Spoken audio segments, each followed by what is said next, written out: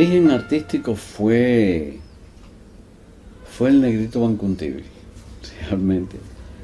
Cuando yo tenía 5 años, mi madre y yo nos habíamos divorciado de mi padre y nos habíamos ido a vivir a un hotelito del Vedado, el Hotel Palace en el Vedado, en la calle G25, que en aquella época era un hotelito para diplomáticos modestos y demás.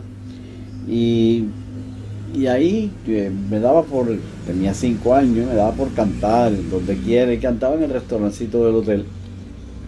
Y un día vino una señora que vivía en el hotel y me preguntó si yo quería cantar en un espectáculo de ella. Y yo le dije que sí, estaba muy contento con la idea de cantar en algún lugar. Le pidió permiso a mi madre y finalmente pues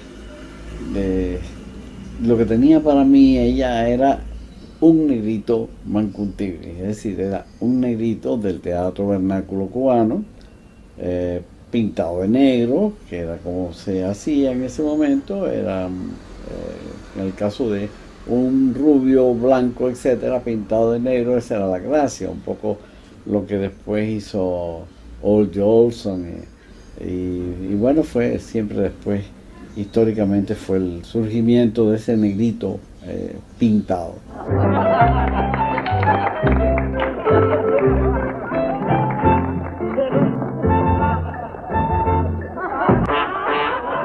¡Ay! ¡Esta cara la conozco yo! Esa es la cara de su madre, desgraciado. ¡Gallego! ¡Galleguiri! ¡Negro Bancuntibri! Al pasar el tiempo ya y existir el ICAI y demás, en 1959, si mal no recuerdo, antes de irme de maestro para la sierra, o fue después no recuerdo exactamente, se hizo un homenaje muy grande en el teatro entonces Auditorium, el actual Amadeo Roldán. Se hizo un homenaje a los sobrevivientes de la Alhambra. Y allí me fui con Manuel Octavio Gómez, el documentalista en esa época, y Manuel Octavio realmente fue él quien me dijo, oye, ya esto es fantástico para hacer un documental sobre los sobrevivientes de la Alhambra. Y dije, bueno, pues vamos a hacerlo juntos. Claro, ahí tuvimos ya discrepancias conceptuales, ¿no? Es decir, Manuel Octavio quería hacer un documental sobre los sobrevivientes de la Alhambra. Yo quería hacer una ficción, siempre me movía más a hacer una ficción sobre uno de aquellos personajes de la Alhambra. Llegué a mi casa y en mi apartamento nos reuníamos muchos amigos, había inclusive estaba mi pariente, Miguel Barnet, en aquella época él empezaba más o menos a escribir, había hecho ya su cimarrón. Y entonces yo le cuento toda esta experiencia de la Alhambra y lo que me había ocurrido en una guagua unos días antes. Lo que ocurrió en la guagua fue lo siguiente: yo en una guagua por 23 en dirección de 12 hacia la Avenida de los Presidentes, y la guagua iba repleta como suelen estar las guaguas. Siento una masa de carne fría que se me pega aquí a mi cuerpo. Miro al lado y me veo una señora voluminosa, descotada, muy descotada, una señora ya mayor, pero muy descotada, con un brazo inmenso, gordo, blanco, frío, como que de sudor frío, y siento esa cosa así como una piel de rana, y me aparto un poco, ¿no? Y vuelve a pegarse aquello y yo me vuelvo a separar un poco y de repente siento una voz estridente dentro de la guagua que dice: a mí alguien se me está pegando y aquí se va a perder una bofetada. Y yo me doy cuenta que es ella y que se está refiriendo a mí y me está acusando de pegarme, y yo al contrario le estaba huyendo, pero ella me estaba castigando porque yo le huía. Y bueno, siguió haciendo alusiones y ya me tenía bien mal, y yo me separo completamente. La señora, de repente, ya yo la miro más, veo un pelo teñido de negro como un ala de cuervo, un negro de ese, sin otro brillo. Siento esa piel muy blanca, veo a la señora con unas cejas gordas pintadas así con creyón y los labios muy rojos. Y bueno, la señora se baja en la esquina de 23 y G. Había un cafecito de esos de venta de 3 centavos y yo desde la guagua veía a esta señora abajo. Y la señora se me asoma desde la acera y mira hacia mi ventanilla en la guagua, me señala ostentosamente y me dice: y como no te me pegaste porque eres maricón. Y yo me quedo en una pieza, me puse rojo, me da una vergüenza terrible, todo el mundo de la guagua me miraba, qué había pasado con aquella señora, y yo me bajo a la parada siguiente, que era el I-23, y me pierdo. Terror con aquello. Unos días después, yo veo una revista bohemia, y estoy hojeando una revista bohemia, y me encuentro en la revista bohemia Sobrevivientes de la Alhambra y una foto de Amalia Sorg, la gran vedette de la Alhambra, y era la mujer de la guagua.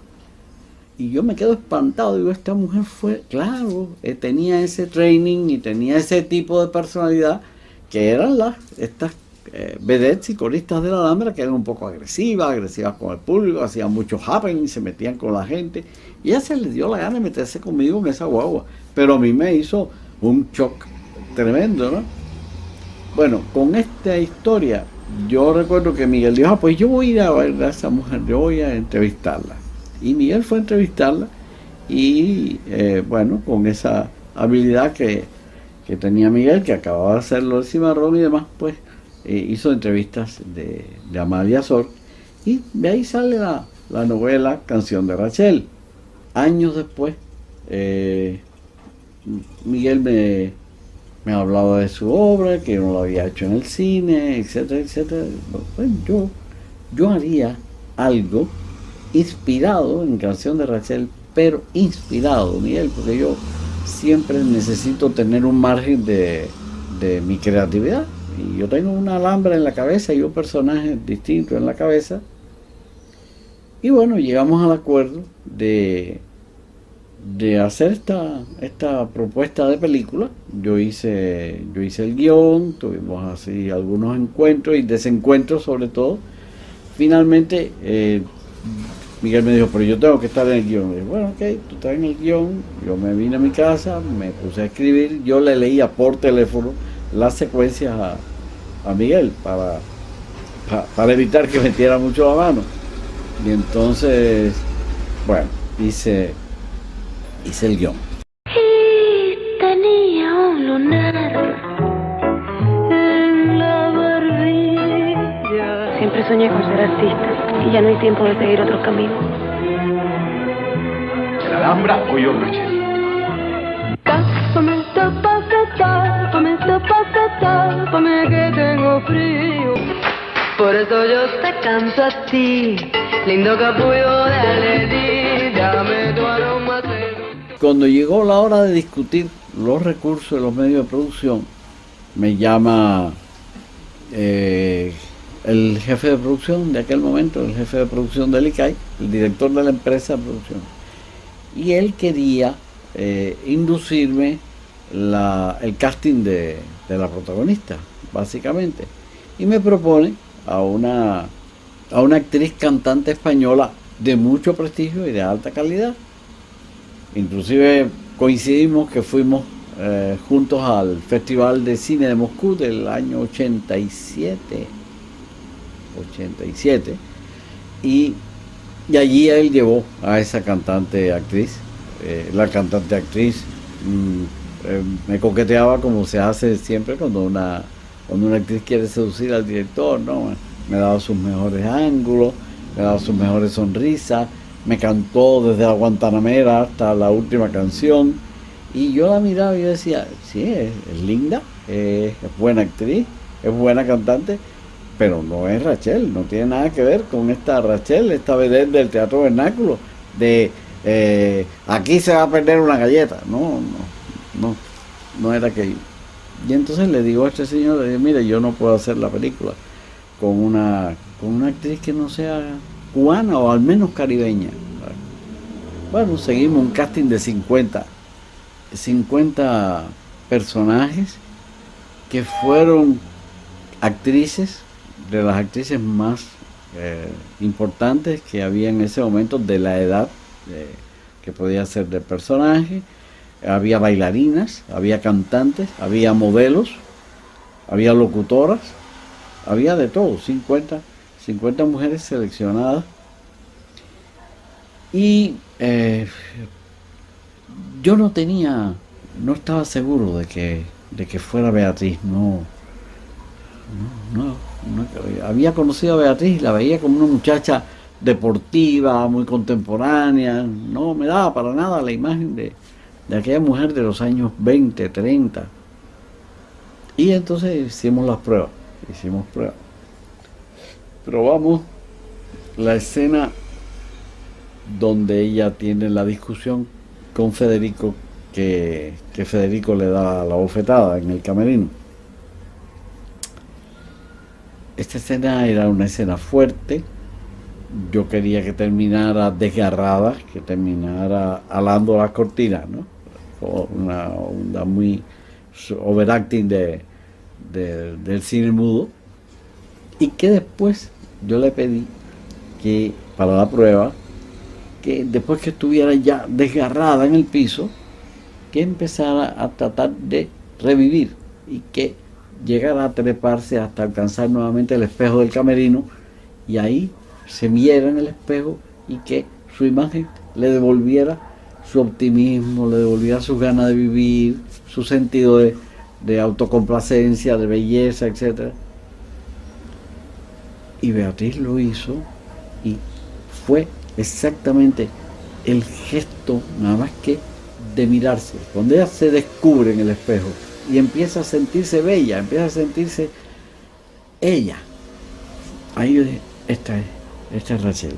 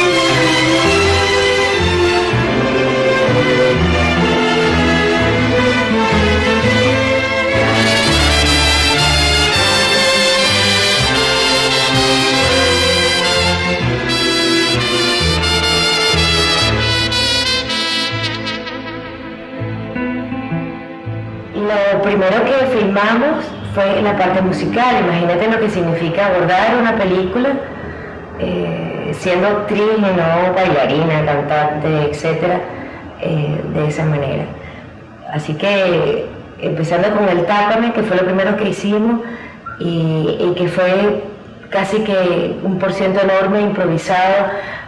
De pronto apareció una escalera detrás y nunca olvidaré el final de la pieza, que yo espontáneamente di 3 vueltas y caigo en la escalera, totalmente espontáneo, y quedó. Y fue una sensación tan mágica, porque fue la primera vez que el staff vislumbró lo que podía ser la película. Tápame, tápame, tápame, tápame, tápame, que tengo frío. Si no quieres que me muera, ven a mí, cariño mío. Tápame, tápame, tápame, tápame, tápame, que tengo frío. Si no quieres que me muera, ven a mí, cariño mío.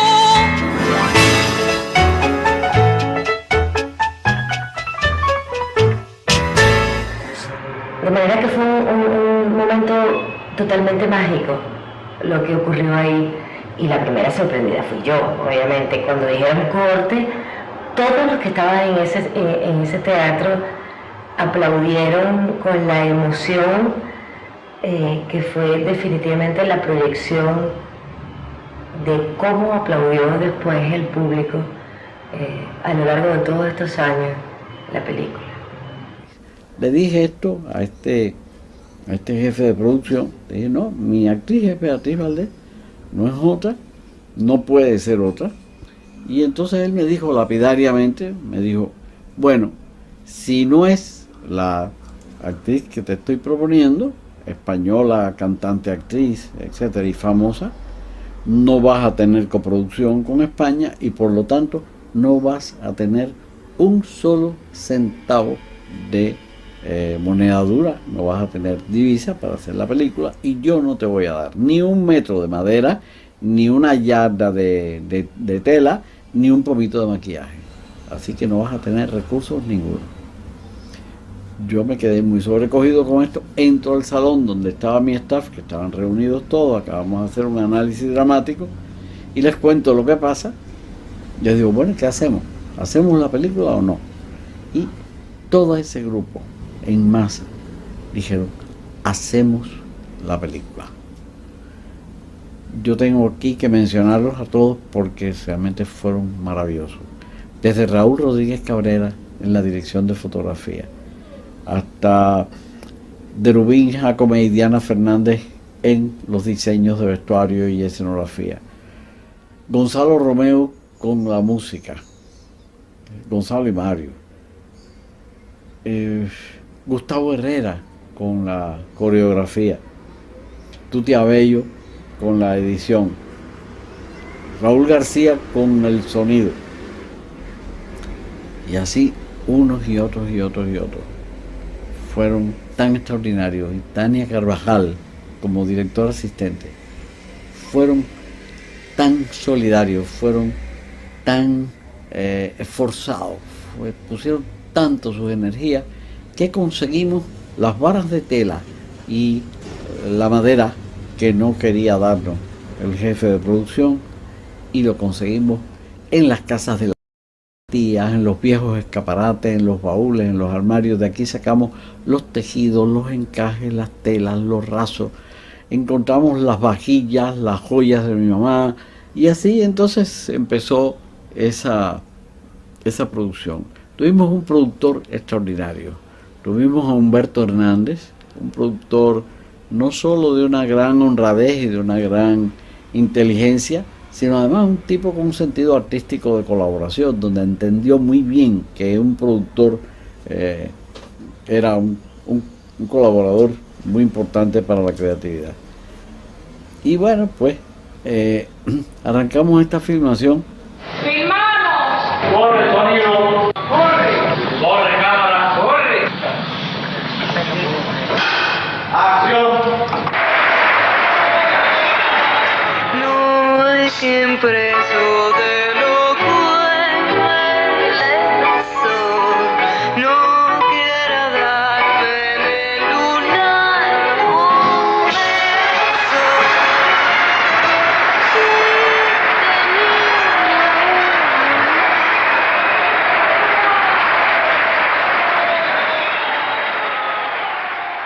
En esa época yo me imagino, no recuerdo muy bien, pero ya yo tendría unos 10 u 11 largometrajes como director de fotografía.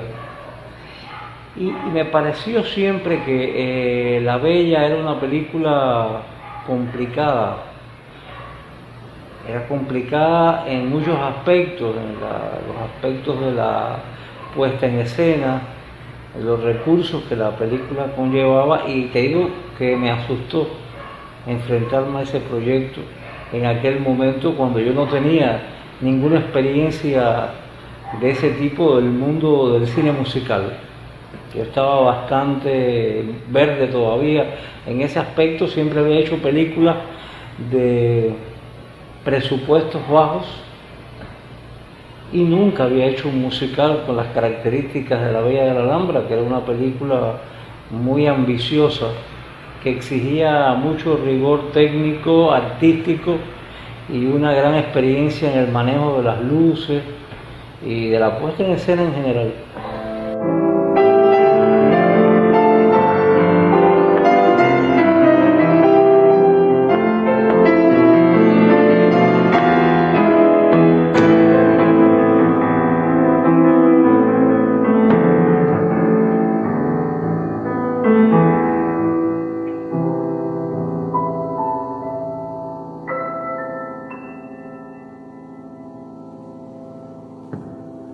Probablemente el reto más importante de la música de esta película consistía, entre otros importantes, cómo elaborar o cómo idear un tema que representara toda la cubanía implícita en el guión del film. Era un tema que tenía que representar un cierto dramatismo para corresponderse con el melodrama de la historia y a la vez ser verdaderamente representativo de la música cubana. Para que fuera representativo de la música cubana, el tema principal de una película musical, habría que recurrir por lógica natural al son.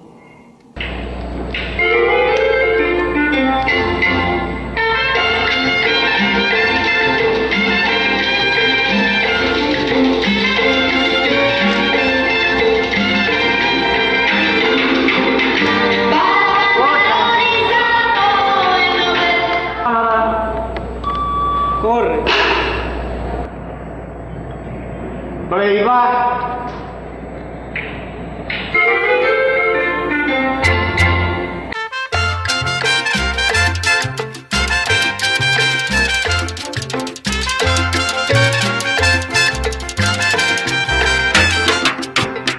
Para pantalón y saco, vendo perchero barato.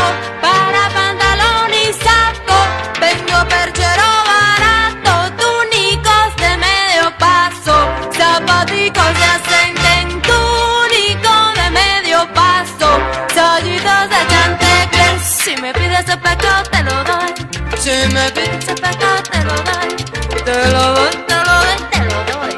Ay, si me pides el pecado te lo doy, si me pides el pecado te lo doy, te lo doy, te lo doy, te lo doy.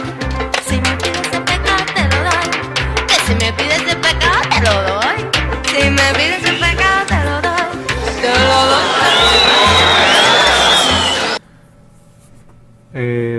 La Bella de la Alhambra fue una experiencia que marcó muy importante en mí a partir de que era la primera experiencia que hacía cine con Enrique Pineda.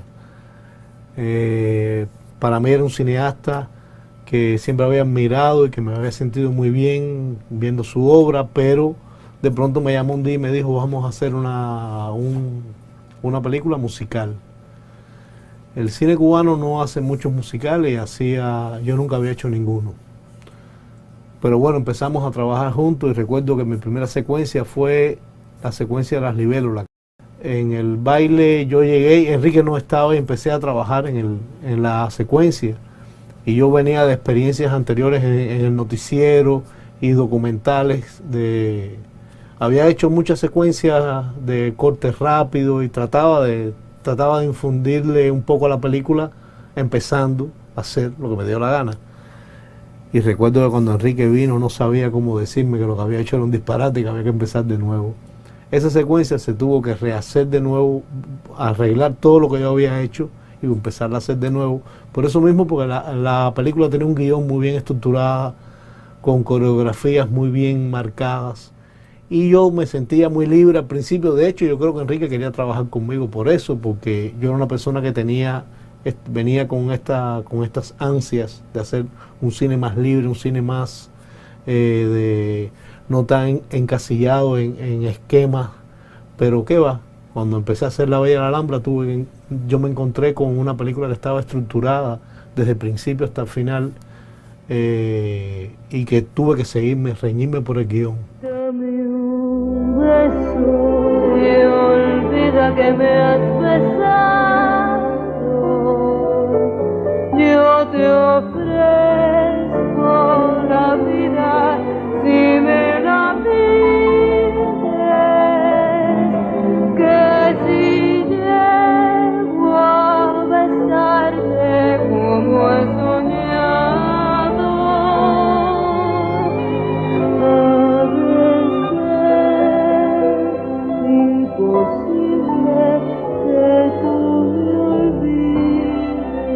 Beatriz era una muchacha que conocía guitarra, tenía un sentido musical muy definido, muy claro, pero estaba en la onda Nueva Trova, cantando sus canciones de esta manera contemporánea, etcétera.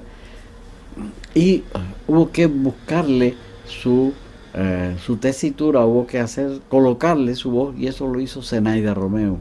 Hizo una colocación de la voz de Beatriz para que cantara todos esos géneros, porque canta desde el pregón, ese pregón que dice tamalito traigo aquí, que es en el cielo de la boca, en la nariz, en el paladar, hasta cantar dicen que tus caricias. Así que tuvo una gama y una tesitura muy amplia, cantando todos los géneros de la música cubana.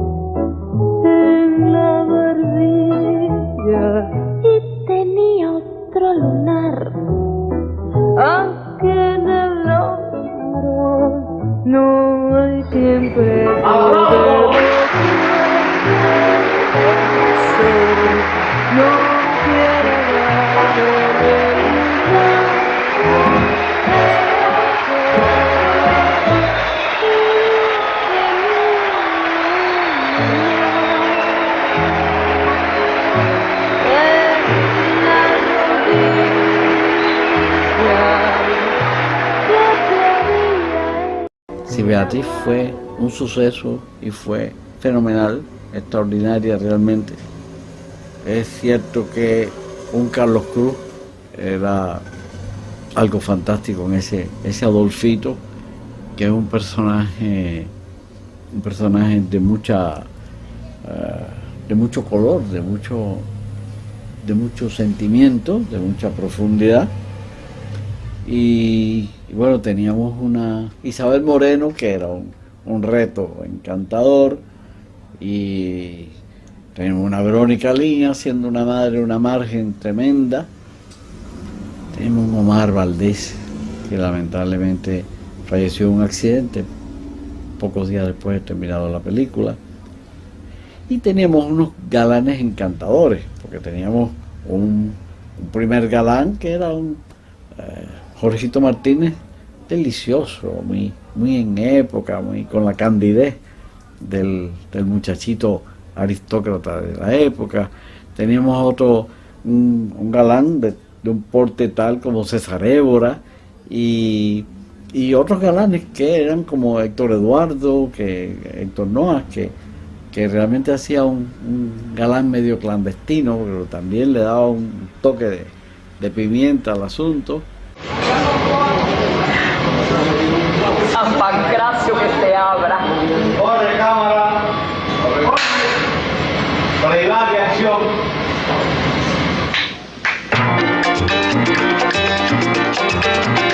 Señores,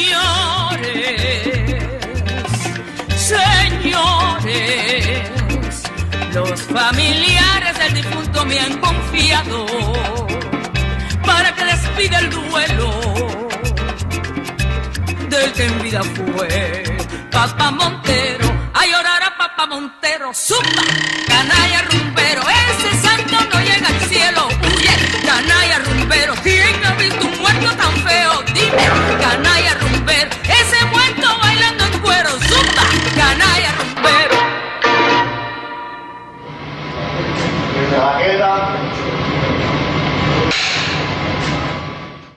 Yo entré en la película tarde porque el que trabajaba en la película era Gaspar, mi esposo, el que hace el actor del alambre, el que hace Azuquita, el que hace el Papa Montero y todas esas cosas. Entonces, yo me acuerdo que un día yo me encuentro con Enrique y digo, ven acá, Enrique, y ahí no hay ninguna vieja que le haga la vida imposible al protagonista. Y Enrique se me queda mirando así y me dice, si tú supieras que hay un personaje así, pero ya yo se lo di a la otra actriz, no, a otra actriz. Digo, bueno, qué malo, ¿no? Me quedé fuera, bueno, ¿qué vamos a hacer? Y bueno, y como a la semana me llama Enrique y me dice, mira, tú y yo somos amigos, yo no te puedo decir mentiras. La actriz a quien yo le ofrecí ese personaje me lo rechazó porque era muy chiquito. Y yo dije, si tú quieres yo lo hago. Y ya, y así entré en la película. La mujer de Antonio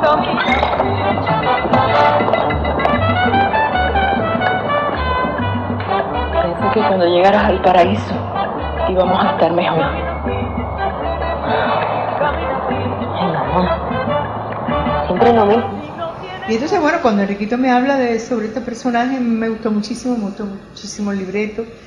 Me parece que es una etapa de la vida nuestra, cultural, de Cuba, muy importante, porque la gente habla de la Alhambra, es decir, hay generaciones que hablan de la Alhambra, pero no saben qué era la Alhambra, no conocieron la Alhambra. Y yo creo que eso es algo que la película es maravillosa. Para mí, te digo honestamente, porque yo haya participado en ella ni nada, así yo podía no haber participado en ella, pero para mí es una de las películas cubanas que más me gusta, porque la recreación de esa época está tan bien dada. Yo digo, cuando yo la veo, y la he visto muchísimo, yo siento no solo la atmósfera, sino hasta el olor. Yo siento el perfume del polvo de arroz, de esos perfumes de esa época.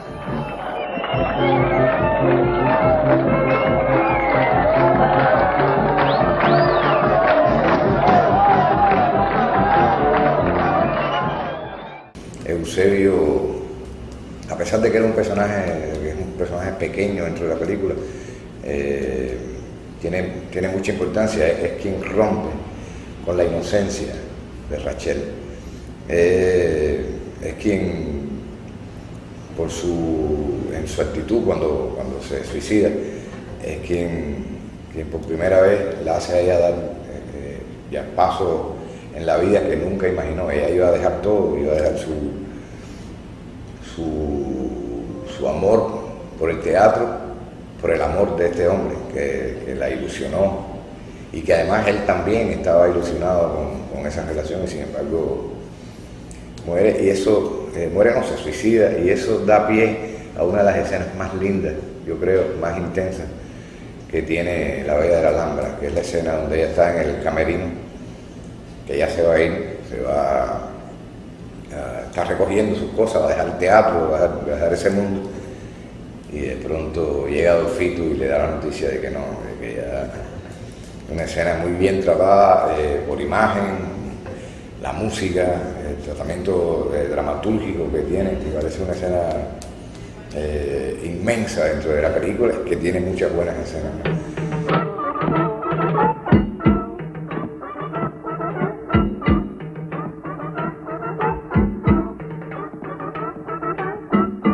Cabo de la Guardia siento un tiro. ¡Ah! Estoy herido. Cabo de la Guardia siento un tiro. Ay.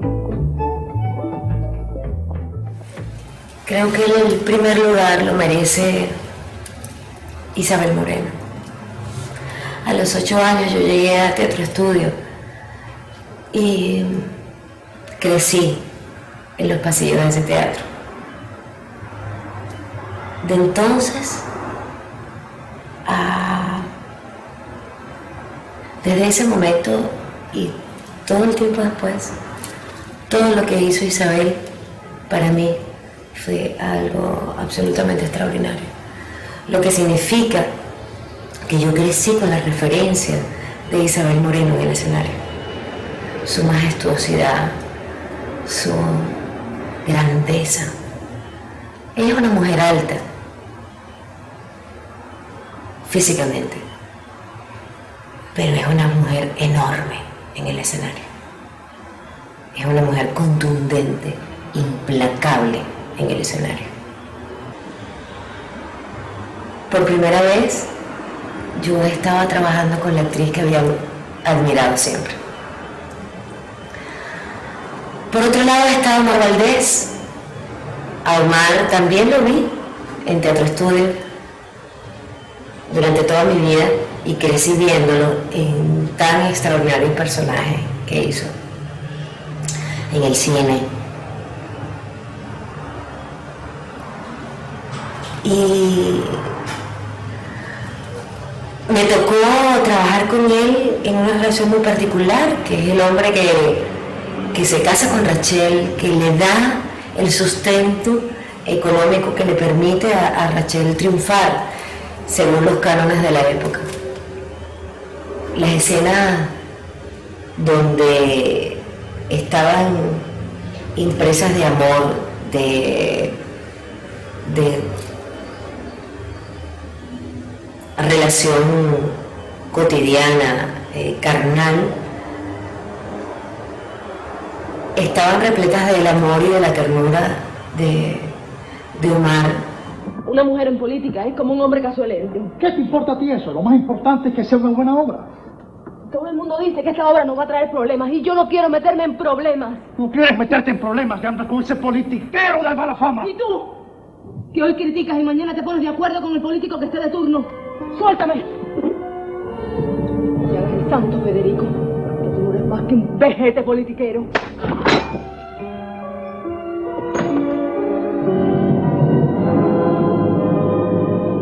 Trabajar con César Évora, que era de mi generación, pero con mucha más experiencia en el cine, que yo fue una experiencia también hermosísima, porque me permitió imprimirle ese condimento sensual y de piel, y ese discurso erótico sensual de ese personaje, pero sobre todo era la representación del amor real de ella como mujer, ¿no? Y trabajar con César fue maravilloso porque hubo una energía ahí que engranó con la mía de una manera tan fluida y tan espontánea que lo recordaré siempre como un compañero maravilloso con el que lamentablemente no he podido disfrutar otra vez, pero fue una experiencia muy bella, muy hermosa también.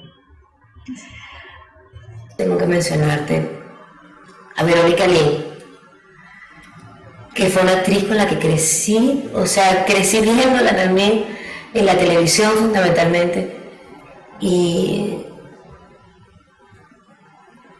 trabajar con ella como hija, además desde el desencuentro de la relación que tenía este personaje con su madre, aun cuando estuvieran aquellos ingredientes de las expectativas enormes que tienen las madres con los hijos, que ahí está muy bien contada en la película esa relación de su hija con su mamá y el rechazo de su hija con las exigencias de su madre, y esa vida que tenía la madre con su amante. Mírese ahí. ¿Se ve bien? Lo que tienes que aprender cosas de la vida que le sirvan para la escena. El lenguaje de las manos. Las manos son el espejo del alma. Pero hay un personaje que definitivamente tiene como la corona de mi memoria, que es la experiencia de haber trabajado con Carlos Cruz, un actor extraordinario con unas herramientas histriónicas maravillosas, que logró imprimirle a este personaje una cuota de ternura, de sensibilidad, de un contraste maravilloso entre la debilidad y al mismo tiempo la fortaleza moral, ética y la grandiosidad amorosa que contenía ese personaje. No hubiera sido posible Rachel sin Adolfito. Si me dijeran que la filmara otra vez, la volvería a filmar y haría otras cosas distintas a las que se hicieron en aquel momento, pero yo en líneas generales me siento bastante satisfecho con el trabajo. Yo creo que para la forma en que trabajamos y para la limitación de recursos que tuvimos en aquella época, la película resultó bastante bien. Para mí La Bella de la Alhambra fue una sorpresa, ha sido una película que me ha dado mucho orgullo haber hecho. Es una película que todas las personas que la han visto la recuerdan con agrado. Para mí es más que agrado, es un honor haber trabajado en ella y haber marcado una distancia con otro cine y con otros cineastas. El otro aspecto del asunto era cómo representar musicalmente una especie de constante que estaba dada en el film, en el guión, que era la presencia permanente de una especie de petición implícita en todo, de quiéreme mucho. Yo creo que todo el mundo quiere que lo quieran mucho, pero en esta película aparecía el asunto de que me quieran constantemente. De hecho, es una película donde se habla de la necesidad de amor y de la frustración permanente que representa esto para la vida de la protagonista. Obviamente, para los cubanos, quiéreme mucho no es simplemente una frase, es también una música de una canción de una criolla compuesta por Gonzalo Roy, ya ni recuerdo, allá, en aquella época.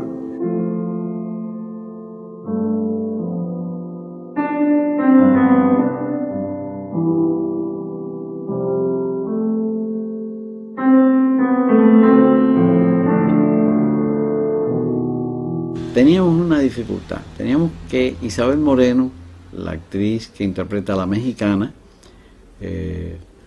emocionalmente no quiso cantar en la película, se sentía un poco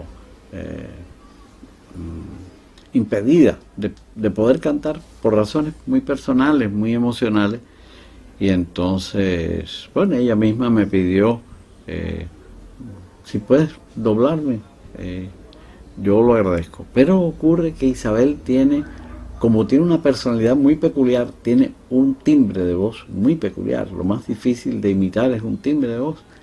Y empecé a buscar en los registros de todos los cantantes que uno pudiera conocer, y de repente oigo que Omar Portuondo tiene un poco esa voz, como decía mi abuelo, de cazuelita rajada, que es esa vibración que está en las cuerdas vocales, y le pedimos a Omar, sin muchas esperanzas, que Omar si podía doblar la voz cantada de Isabel Moreno. Y Omar, con una humildad, con una modestia absoluta, dijo que sí, con mucho gusto. Me acuerdo del día de la grabación del Quiéreme Mucho. Fue una experiencia, como podríamos decir, algo religioso, ¿no? Omar se identificó conmigo, yo le conté cómo era el personaje y ella se empezó a identificar con todo eso. Y Isabel le explica a Omar que ese Quiéreme Mucho no es una canción del romance común, sino que está planteado como el amor de la cantante, la intérprete, la artista con su público, y que se está despidiendo de ella, y que de alguna manera es como un himno nacional. Le dice Omar a Isabel, tú me puedes cantar un poquito, aquí bajito, y Omar y Isabel le canta Quiéreme mucho, su tonito. Le dice Omar, vamos al estudio. Entramos a la cabina de grabación, estábamos frente a frente, empezó a sonar el background y ella empezó a cantar, y yo empecé a doblarla a ella, interpretando la canción, dándole a ella la emoción que yo quería que tuviera. Hay un lado muerto del micrófono, hay un lado vivo del micrófono, se pone el lado vivo hacia el lado de Omar, se agarran ambas los brazos, como haciendo la sillita de Mambrú, se agarran así, se miran fijamente, y a la señal con el playback cantan las dos a la vez. Cantan las dos a la vez. lo que está recogiendo el micrófono es la voz de Omara, pero están las vibraciones de ambas y las dos se sentían que estaban vibrando en una sola emoción y terminan ambas abrazadas, llorando en toma única. Fue realmente algo tan extraño, porque es que hubo un momento en que ya no se sabía quién cantaba y quién actuaba. Eso fue algo hermoso y terminamos las dos llorando, muy emocionadas, y bueno, ahí está el Quiéreme Mucho de Omara y mío, un pedacito de cada una, que creo que es algo bien lindo en la película. Cuando se quiere verás cómo te quiero yo a ti, es imposible mi cielo tan separados vivir. Ese es el Quiéreme Mucho que oímos en la película y que está en el disco, y que luego mi gran amigo, mi compañero Fernando Pérez lo usó emocionalmente también en su película Madagascar, y luego lo volvió a usar en Sweet Havana.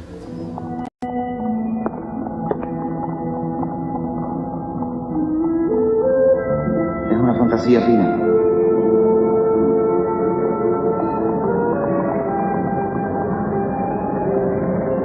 Así.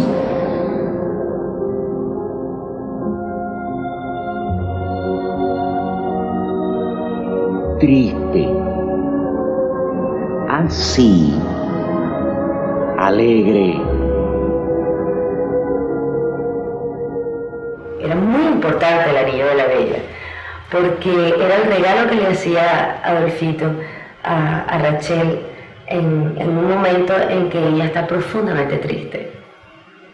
Y la manera que él encuentra para sacarla de su tristeza es regalándole una joya que para Enrique tenía que ser muy precisa, muy contundente.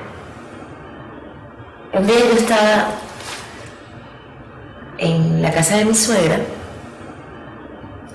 y veo encima de la nevera del refrigerador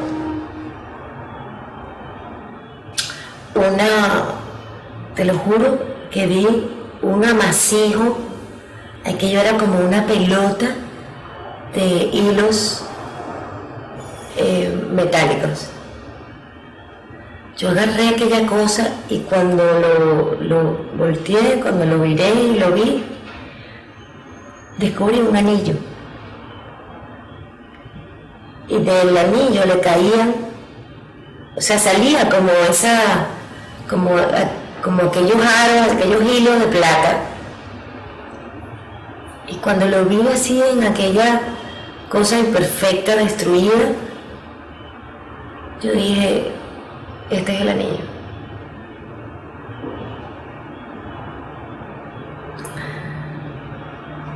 Se lo llevé a un joyero, que era el padre de una gran amiga de muchos años. Y le dije, necesito que me reconstruyas esto. Algo que él tuvo que descifrar porque estaba completamente desarmado. Y cuando estuvo listo, se lo llevé a Enrique. Y cuando Enrique lo vio, me dijo, este es.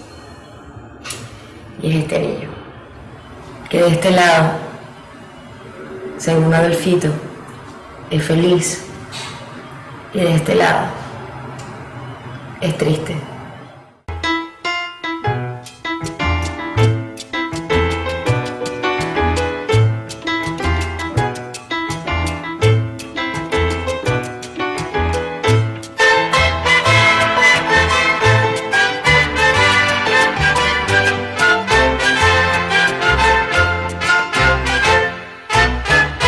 Recuerdo la noche que estuvimos en el hotel reunidos Gaspar, Enrique, Gustavo, Beatriz, y bueno, no me acuerdo qué más, a lo mejor había alguien más que no me acuerdo. tratando de armar Magdalena de Mopán, porque nada más que había una hoja y media escrita, y entonces, y la música y no sé qué, pero no teníamos la obra de teatro, ¿no? Entonces había que empezar a inventar una obra de teatro, a ver de qué se trataba aquello. Lo único que sabíamos era que Rachel se vestía de hombre. Entonces aquello de verdad que fue algo así tan hermoso, porque fue un acto de creación de todo el mundo. Y claro, para mí como actriz era un desafío enorme porque, oye, significaba que yo tenía que descubrir mi cuerpo. En principio, según como estaba establecido en la escena, ante un teatro lleno. La toma no podía ser de ninguna manera creíble con el teatro vacío. Y yo, por supuesto, estaba reacia a hacerlo como era mejor hacerlo, ¿no? Y él me planteó varias alternativas. Una de ellas era dibujarme en una malla color carne mis pechos, ¿no? Y hoy, después del tiempo, me doy cuenta de que fue una herramienta muy eficaz para lograr que yo renunciara a ella inmediatamente. Yo la acepté en principio. Debajo de mi ropa estaba la famosa malla y yo dije, bueno, ¿qué? El plano era muy general, había ciertas circunstancias que beneficiaban esa posibilidad, pero él me conocía tan bien, él sabía el botón que tenía que tocar en mí para detonar mi espontaneidad y mi osadía, porque fue realmente un acto de liberación lo que ocurrió ahí, que una vez que fuimos a filmar, yo me deshice de la malla, me puse en el vestuario y con el teatro en pleno, yo me abrí la ropa y apareció lo que tenía que aparecer. A lo mejor ellos no se lo esperaban, pero yo creo que Enrique sabía que eso era lo que iba a ocurrir. Y eso es lo que me dice de un gran director.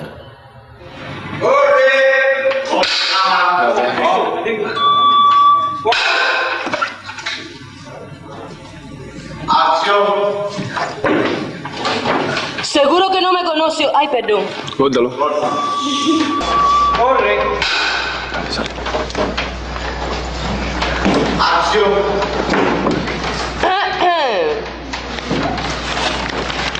Seguro que no me conoce usted. Por más que usted insista, no lo conozco, caballero. Porque no sabéis cuál es la verdad, la pura verdad. La verdad. A estos en mi tierra les llaman cundangos. Cundangos. ¡Qué nombre tan raro, tan raro! Alberto, tú eres cundango, y Toro también lo es. Caballero, toma chango, para que vea usted. ¡Una indecencia pública! ¡Los quemen en la hoguera! Un malentendido. Descúbrete, amor mío, descúbrete.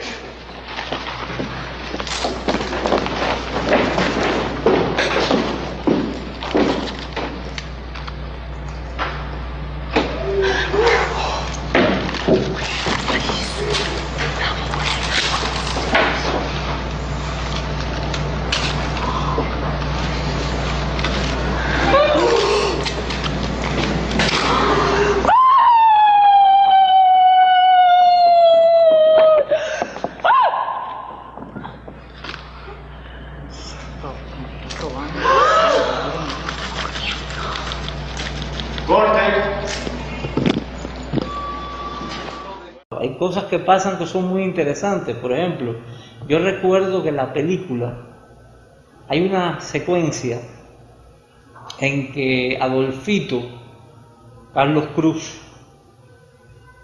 y Rachel, Beatriz, tienen un encuentro en los aires libres del Parque de la Fraternidad. Hay un encuentro entre ellos que es una secuencia tristona, una secuencia nostálgica, porque hacía tiempo que ellos no se veían y de pronto Adolfito está trabajando como camarero y Beatriz está en la opulencia en ese momento. Y esa secuencia a mí me costó mucho trabajo iluminarla, porque había que iluminar áreas muy grandes donde se veía la fuente de la India de fondo, se veía una buena parte de esa zona del Parque de la Fraternidad. Y hay un momento en que ellos tienen un diálogo en el bar, en lo que es la barra de ese lugar, que cuando yo veo los copiones positivos me doy cuenta que el laboratorio ha echado a perder la secuencia del encuentro de ellos ahí, esas miradas que tienen ellos. Hubo un paro de revelado y el material como que se manchó.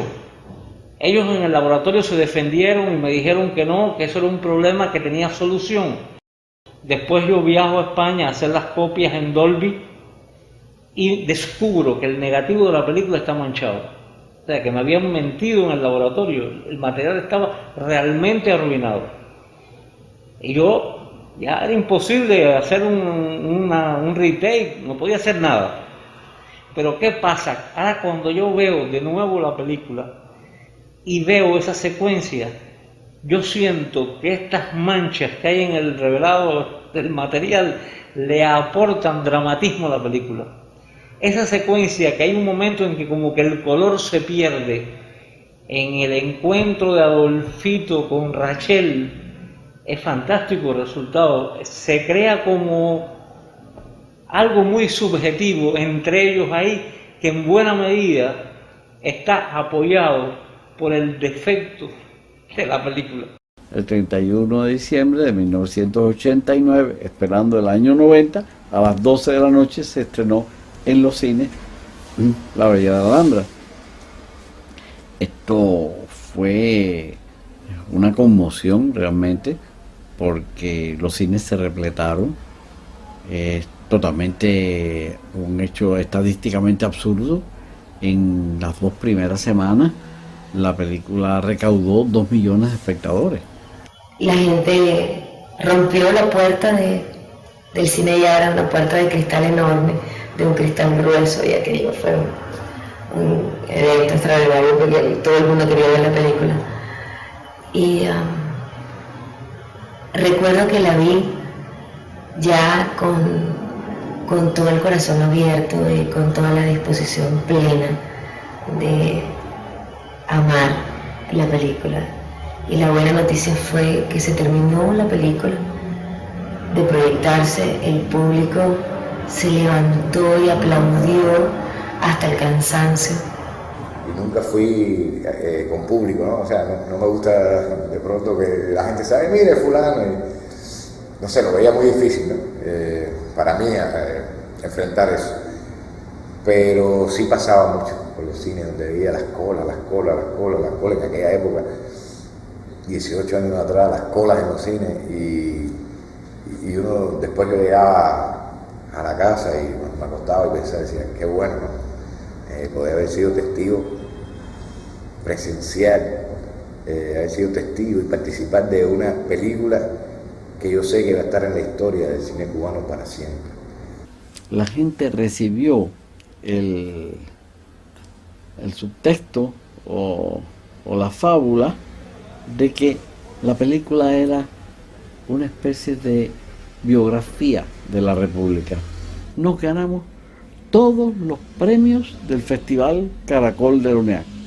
Nos ganamos todos los premios de todas las especialidades, de la película, de guión, de fotografía, de edición, de diseño, de actuación. Beatriz se convirtió en una diva extraordinaria. Ganamos el Girasol de Opina, que era la opinión popular, que era uno de los premios más codiciados de aquel momento. Y llegó el Festival de Cine latinoamericano de La Habana.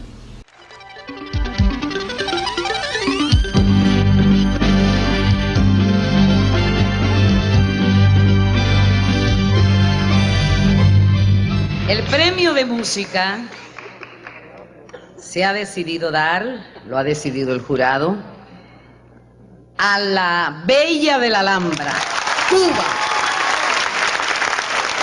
Mario y Gonzalo Romeu.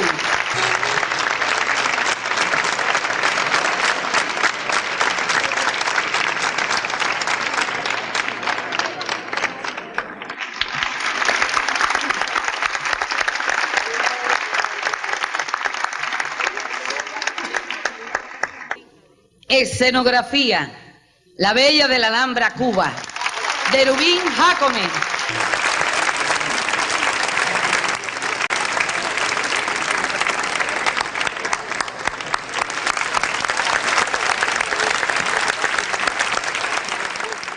Actuación femenina, Últimas imágenes del naufragio, Argentina, Noemí Frankel.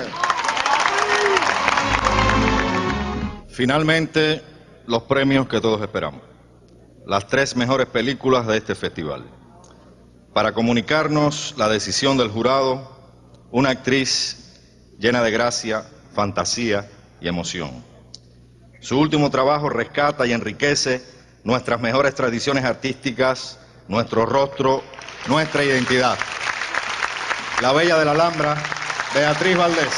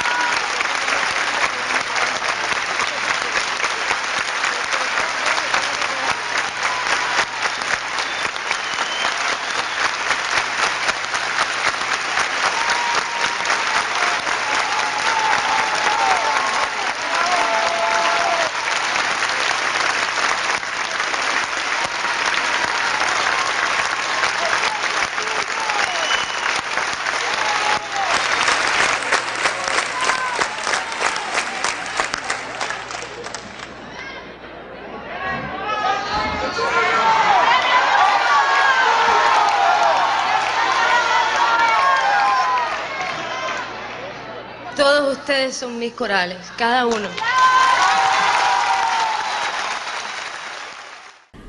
La gente empezó a vociferar dentro del cine. La gente del festival, es decir, todos los participantes del festival empezaron a gritar justicia, justicia, justicia. Yo tengo el video, es impresionante cómo esto ocurre. Y Beatriz, la cámara no le quitaba, la gente de la televisión no le quitaba la cámara de arriba a Beatriz. Y Beatriz tragando en seco aquella situación porque era muy emocionante para ella y al mismo tiempo era un momento duro porque era una frustración y bueno, aquello se volvió realmente una apoteosis. Beatriz era un personaje ya en ese momento sumamente popular, se convirtió en una estrella indiscutible en el país. La crítica a favor, el público a favor, las estadísticas de taquilla a favor. La exquisitez de una crítica más profesional, más rigurosa, todo a favor, y se habían tenido todos los premios del Festival Caracol. Era un poco defraudante que no tuviera ningún premio significativo en el Festival de La Habana. Y bueno, yo llego a mi casa y voy a entrar en mi casa y me encuentro en un escalón de la puerta de mi casa, me encuentro esto, que es un coral idéntico a los del festival y que dice Premio del Pueblo a La Bella de la Alhambra. Hasta hoy no he podido saber quién lo hizo, quién tuvo el gesto, quién lo sintetizó, pero realmente mi premio más grande fue sin duda este. Han pasado 18 años y yo no puedo evitar conmoverme porque son incontables las experiencias maravillosas que yo he vivido con esta película, no solamente en Cuba, en muchos países, en España, Estados Unidos, Venezuela misma, pero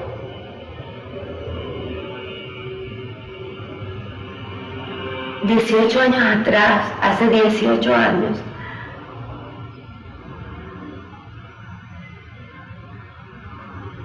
yo vi mi sueño cumplido, un sueño que apareció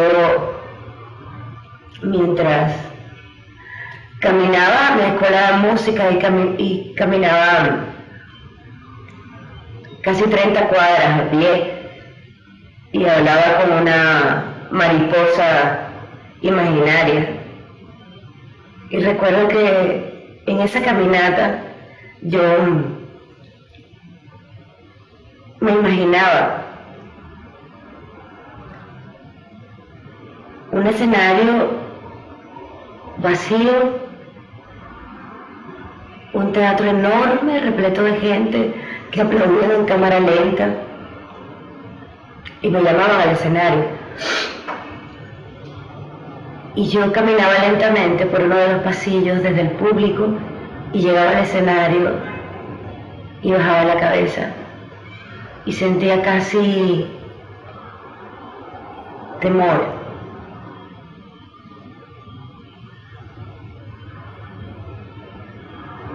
Y eso fue lo que yo viví con la Bella, eso exactamente.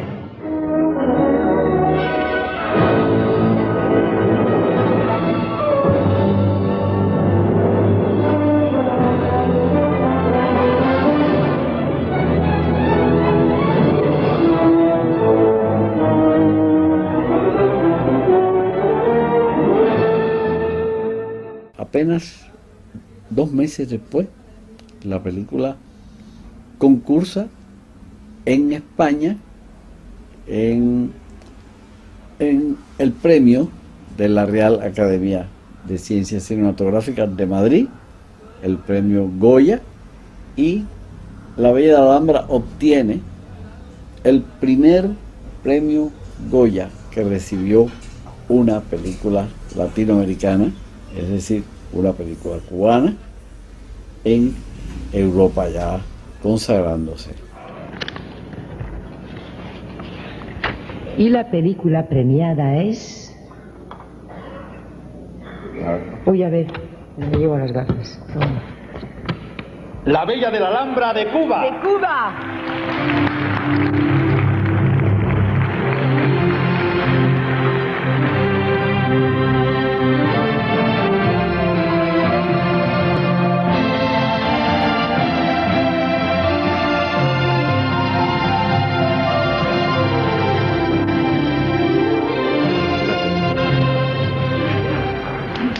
A nombre de mi pueblo, a nombre de los artistas cubanos y a nombre del nuevo cine latinoamericano, para ustedes, todo nuestro amor, todo nuestro cariño, toda nuestra fidelidad.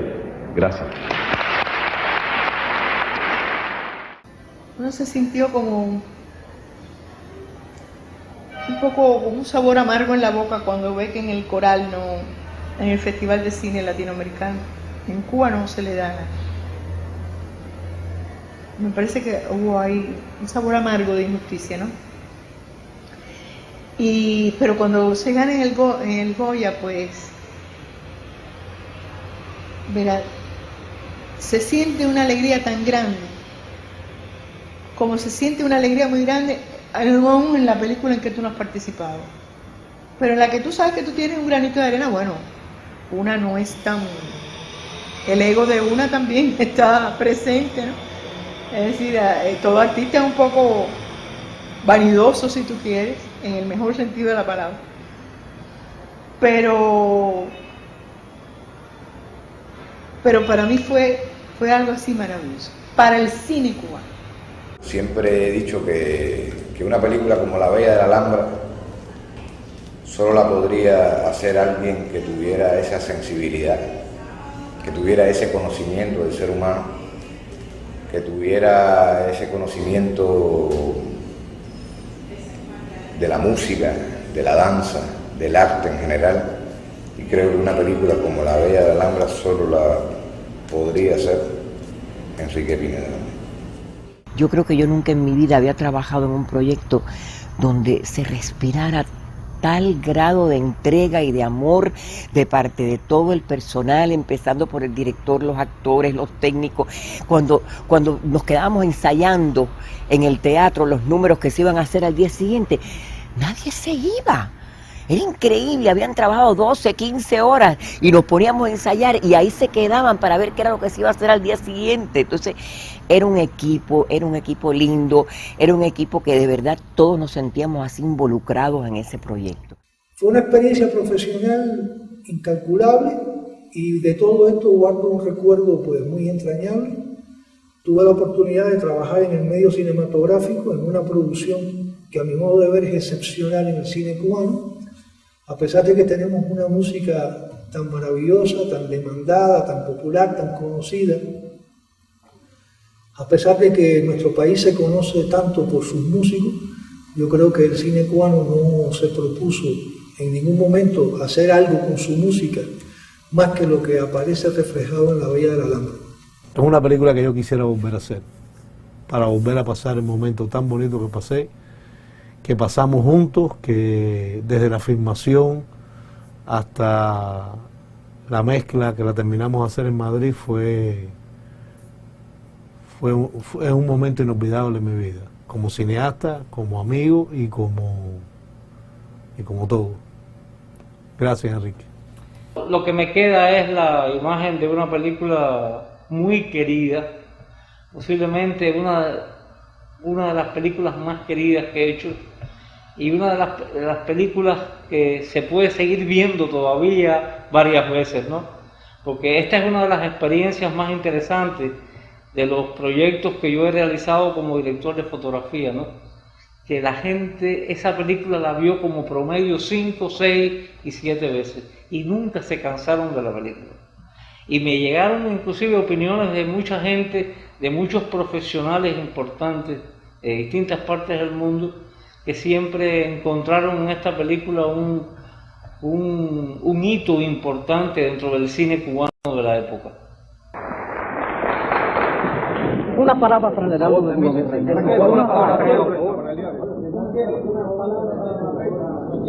Una palabra para la prensa. Rachel, ¿cuál es la obra favorita de tu repertorio? Delirio de automóvil. ¿A quién diría usted que le debe su gloria? ¿Le gustaría ir a Madrid? ¿A Barcelona? Ay, me encantaría, pero más me gustaría ir a Europa. ¿Qué es lo que más le gusta en la vida? Amar, intensamente. ¿Cuándo empezó en el teatro? Desde niña. Si no fuera Rachel, ¿quién le gustaría haber sido? Francesca Bertini, o Isadora Duncan, o yo misma en París.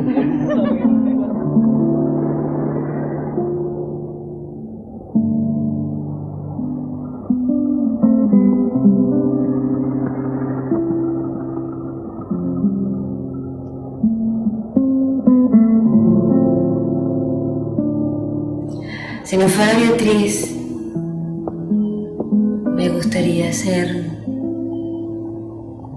yo misma en La Habana. Sería Beatriz en La Habana.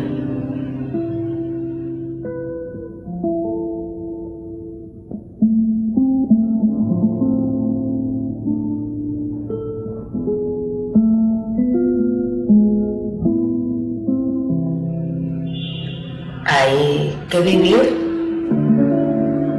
como lo dijo Rachel, vivir lo que se llama vivir.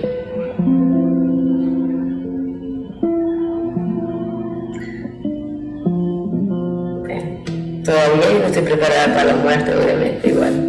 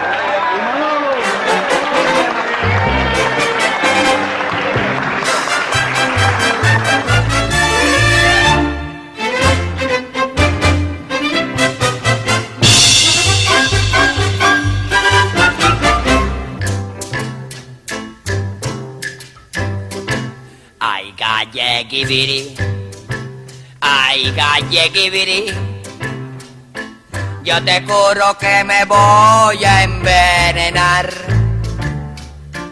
pues no tengo que comer, ni he pagado el alquiler, y la cosa cada día está más mal.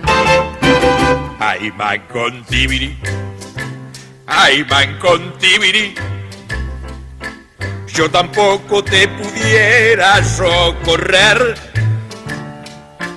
¿De dónde voy a sacar si también me ha ido mal? Esto no hay quien lo resuelva, ni quien lo pueda aguantar.